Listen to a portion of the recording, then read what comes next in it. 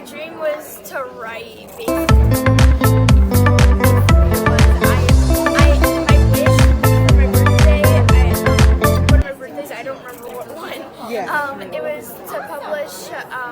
It was to publish a book.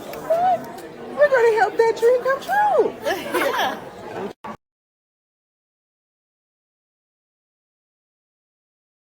Ooh, you did that? Cause you did that. Stop fronting. You did that. Cause you did that. I said, woo, you did that. Nah, for nothing, man, you did that.